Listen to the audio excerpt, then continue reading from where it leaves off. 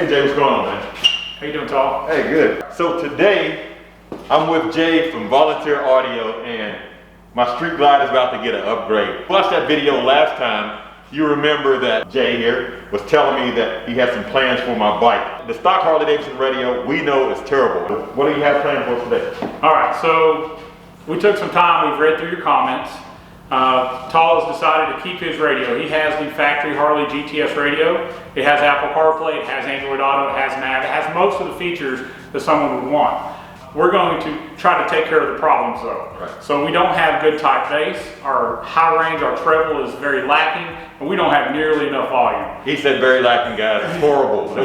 We don't have any bass, and the high range is horrible. But anyway, I'm sorry. Okay. So we're going to add an amplifier from Hertz. We're going to do some Hertz Neo front speakers. And we're going to investigate, do we need a DSP? We saw a lot of comments saying that we would need one. Right. So we've got our RTA over here. We're going to take some measurements. We're going to reflash the radio, see if that fixes it. But at the end of the day, we're going to have an awesome stereo. Okay, sounds good. Listen, I read every comment you guys were telling me about the DSP. So he's going to show you if we need a DSP or not by hooking it up to the computer and running a test. So stick around, it's going to be a great video. And then at the end, I'm going to show you the finished results of how the motorcycle is going to sound. Guys, let me just let you hear this. Now you have that device over there, you're going to be measuring the sound. So I'm going to use an SPL meter, and we're going to take a before measurement of this audio system. See what the highest SPL it currently can put out, and then when we get done, we'll retest, because it's hard to see or hear this difference on a YouTube video. Okay guys, and don't judge me, I'm going to be using copyright-free music. Not the best sounding music, but it's copyright-free, you have to use this for YouTube.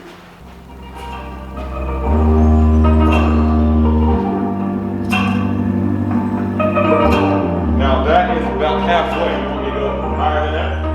Let's take it on up and see what we get. And that's 3 notches from the top.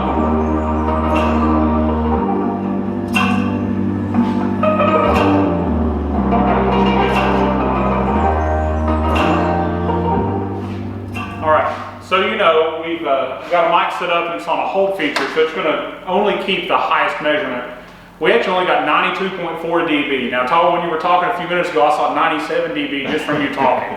So this factory audio is very, very lacking. Is an understatement. So what you're saying is I'm louder than my stereo. You are. But all right, so what we're going to do next? We're going to start by pulling the fairing. We're going to plug in a harness so we can get some readings and see, do we need a DSP to correct any signals from the stock radio. So first we're going to remove this outer fairing. It's just some T25 torque screws, not too hard, 2 on each side, 3 across the top of the windshield, then we'll take it off.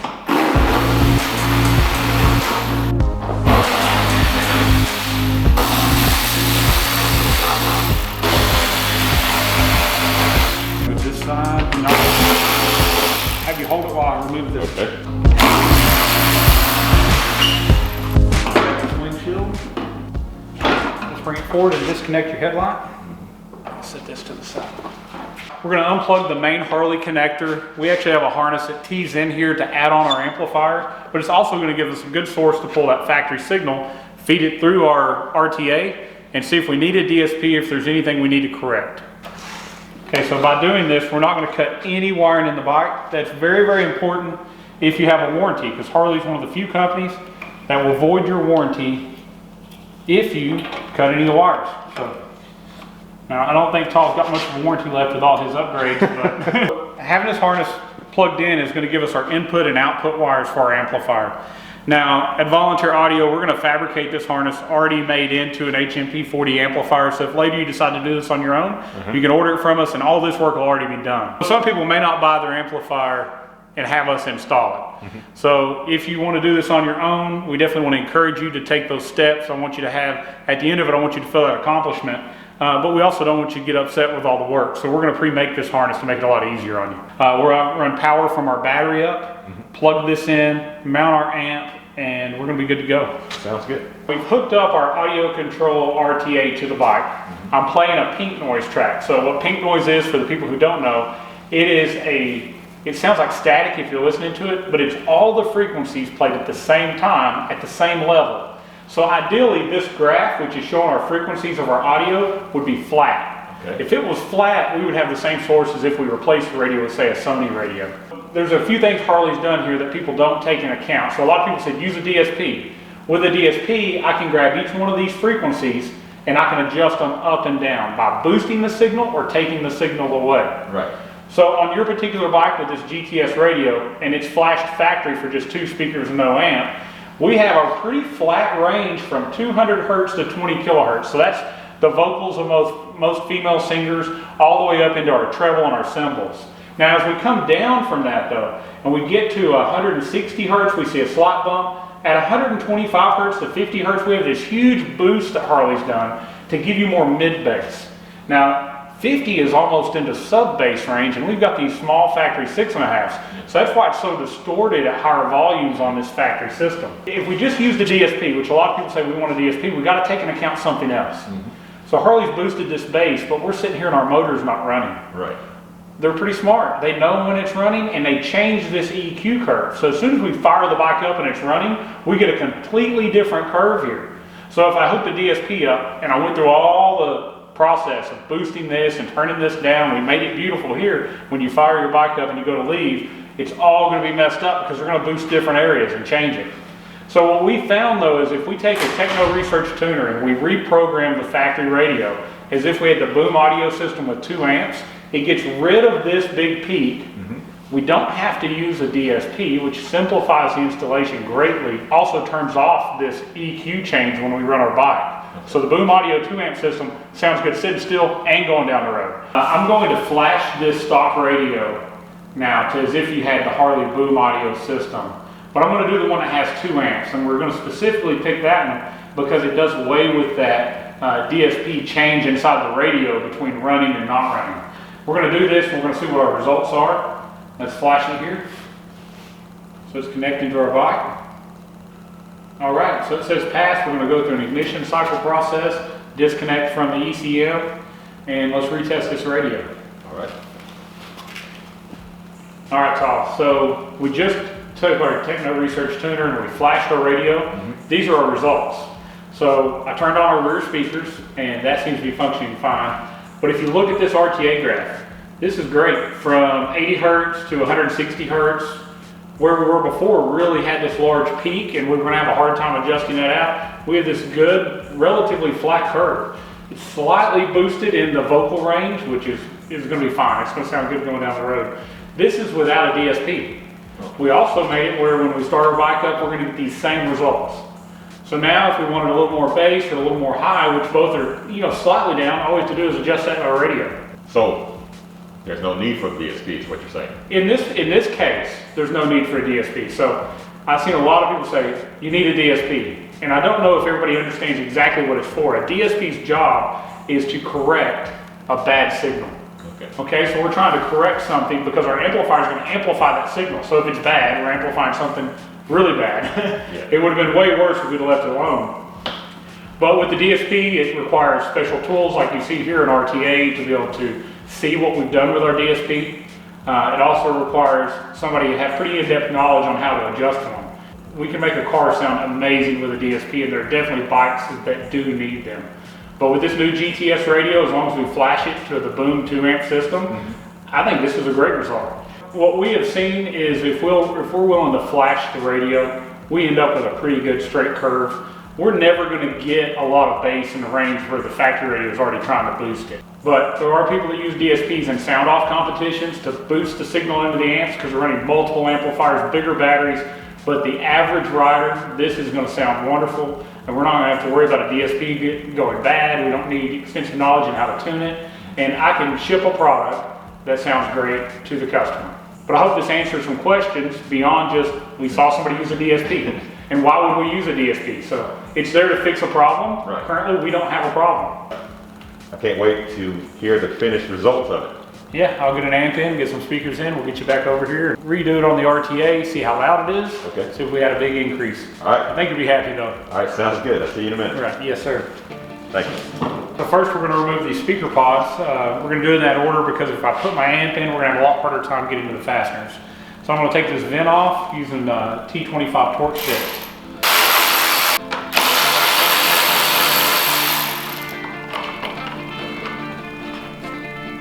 First, I'm going to unplug the gauge and get my wiring out of the way. This one inner one is probably the harder one to get to, but once you get it loose, you can use your fingers and spin it the rest of the way out. There's just two that's a smaller size Allen. Looks like we're using a 5/32 to take these out. Now the harder ones to get to are on the inside of this frame. I went and got an 11mm wrench, same thing as a 7/16 to get the two of the harder to get to bolts on the inside. Take this out.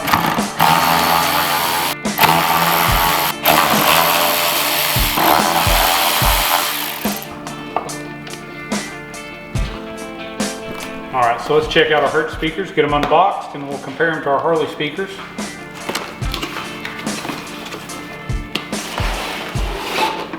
These are the Hertz SX165 Neo.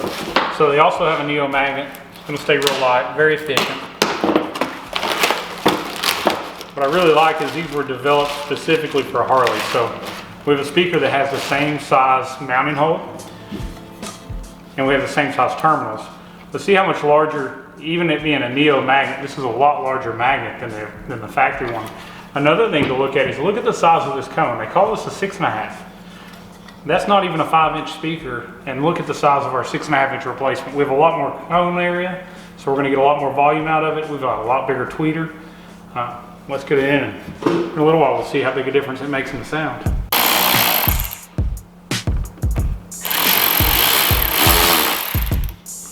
I always like to start the screws and then tighten them up.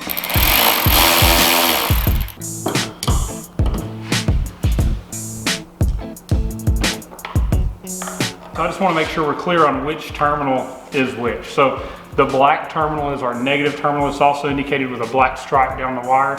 We want to make sure that goes to the negative terminal on our speaker. So it really wouldn't matter if we were only doing fronts because both speakers would be in the same polarity as long as you did them the same way.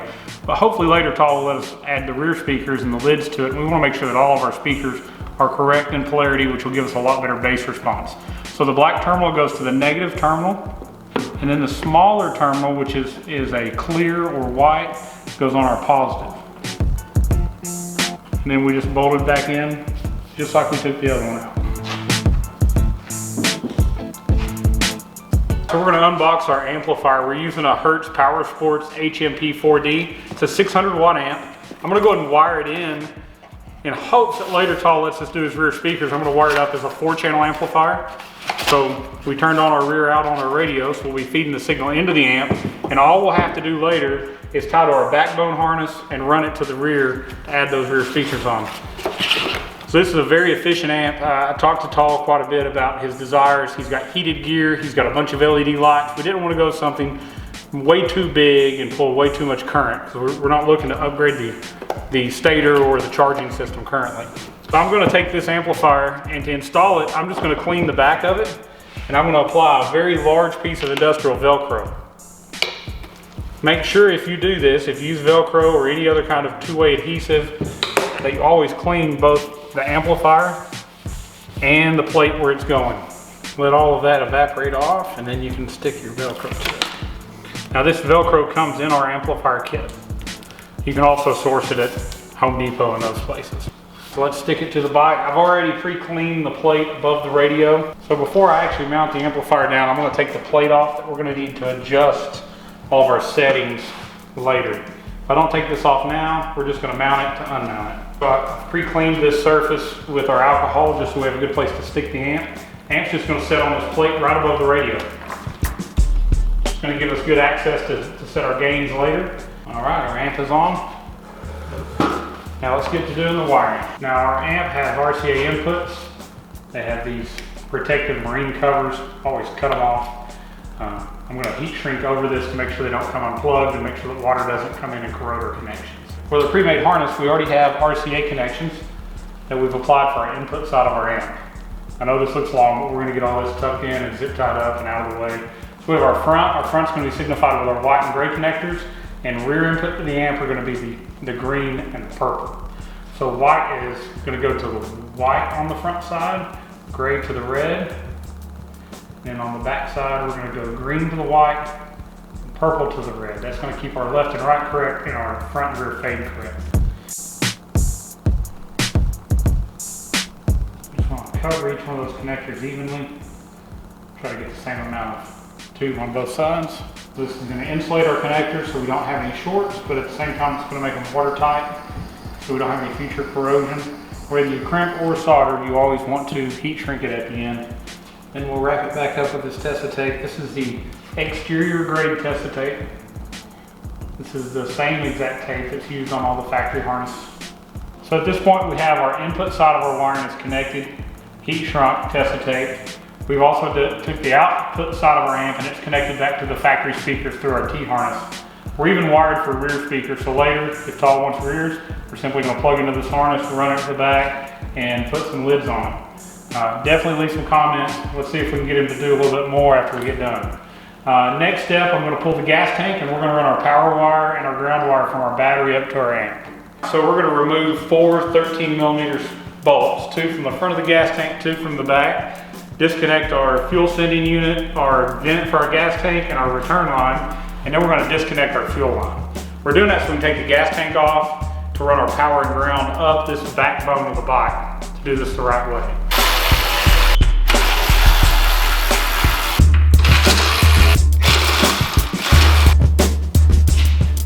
All right, so we've got our gas tank off. We're going to remove this cover. This runs right down the backbone of the bike. This is where we're going to run our power and ground. Once you have the gas tank off, as you see, it's easily accessed.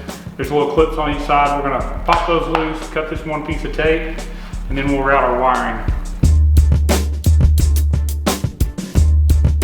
When we reinstall this, we don't have to worry about it ever chafing on the bottom of the gas tank or dropping down and touching the engine. I see a lot of installs where people want to try to lift the gas tank just enough that they poke a wire up here. As you see, this is not a hard process. Much better way of doing it, and it's just as easy as tucking it in beside the gas tank.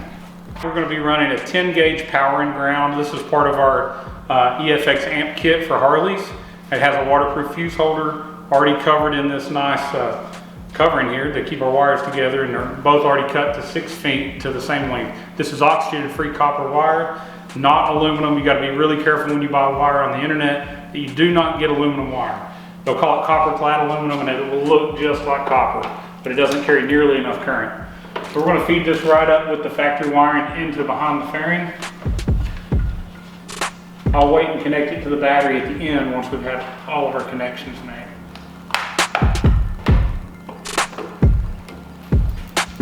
Cut our power ground wire down to length. We crimped a non-insulated terminal, put some heat shrink tubing on it. We're going to crimp that to our amplifier, heat shrink it, wrap it with Tessa tape, and we'll be ready to roll. I've already connected our remote wire previously to our ignition turn on up here in the fairing. So after this, we'll be ready to start tuning our amps. Also, every time we do a Hertz HMP 40 amp, we upgrade this fuse. It's a 15 amp fuse. I remove it, I put a 20 amp fuse in its place. If we're running a 2 ohm speaker or if we're bridging the amp, we've seen them run between 18 to 19 amps of current, and at full volume we can blow a fuse. So to keep from getting back in here later, we're just going to go ahead and put a 20 amp fuse in it here. We also have a fuse on the other end of this wire within 6 inches of the battery. So if this ever shorts out or rubs on something, we're going to have that fuse blow instead of having a fire. All right, right now I'm going to go ahead and connect it to the battery. When we come back, we'll be setting our gains and tuning our amplifier. Our installation is almost complete. We're connected to our battery. I'm currently playing some test tones in the radio, and I've disconnected our front speakers. I've got a Y harness that I'll plug into the front speaker, and it allows me to connect to a meter. This is called a distortion detector. Part number DD1, Steve Mead Design makes this.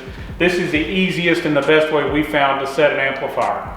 So from previous experience, I know that when you turn this radio up till you have 4 of those little empty dots left, we have a clean signal. If I go higher than that, it distorts pretty much no matter what.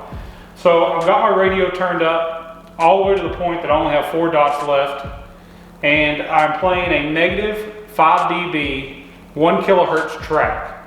What that's doing is it's giving me a solid tone that I can adjust my amp with.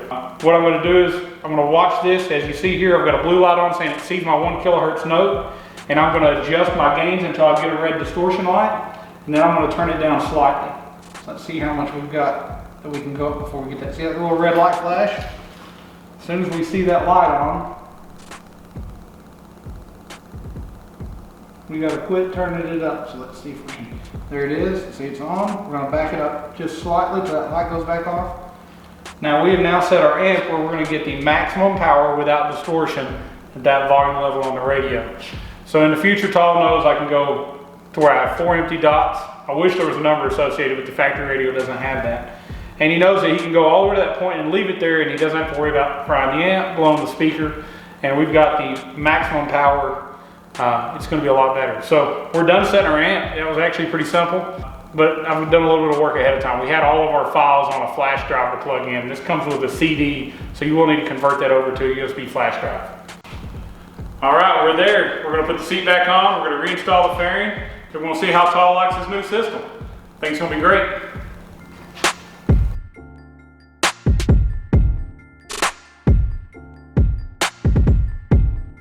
How about we turn it on? Let's see what you think.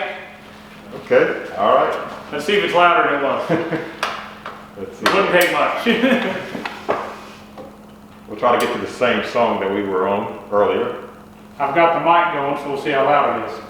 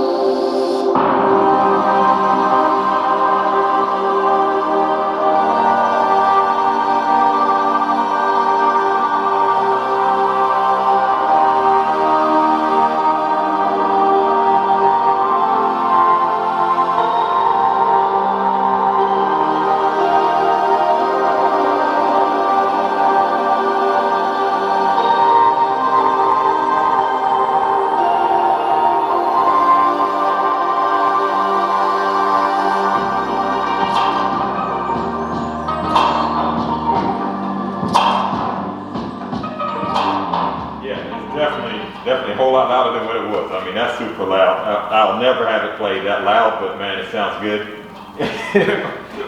That sounds really good. So if we guys, that's just from the 2 front speakers. We didn't do the 6x9s. He's trying to talk me into doing the 6x9s in the back. So guys, put that in the comments below. Let me know what you think about that. But those are just the 2 Hertz 6.5s.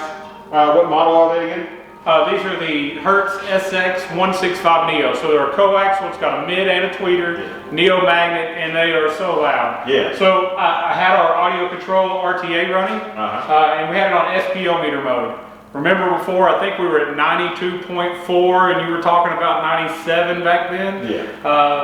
119.6, so we've gained about 26, 27 dB for sure. By an amp upgrade, some speakers upgrade. Do you feel like it's missing anything? Any notes? No, not at all. Not at all. It sounds, the sound quality. First of all, guys, again, this is YouTube copyright-free music. This is not the music that I want to listen to. I'm just doing this to show you guys. It sounds, the speakers, they sound crystal clear and loud with no distortion at all. Sounds awesome. I can't wait. I won't even probably have this turned up halfway when I'm out riding the bike. Because, you know, with my ProMerx exhaust, the bike is loud, but I have no problem at all listening to my radio as I'm on my ride. So great job, Jay. Thank you. Yes, sir. Thank you for letting us do it. All right, no problem. So, got all this done. Let's go get settled up. Yes, sir. Let's get it taken care of. All right, guys, we're going to get out of here, and you'll see me on the road somewhere. You'll see the videos. I'll do a proper video. It's raining outside where I'm showing you how loud the bike is. I'll start the bike and walk away and show you how loud it is. It is extremely loud. For all your Harley-Davidson or all your, you do more than Harleys or just? We do side-by-sides, we do marine audio, we do motorcycles, cars, trucks. If you've got it, I can put a radio in it. All right, guys, so you heard him. VolunteerAudio.com. Again, I want to thank Jay. I want to thank you guys for watching.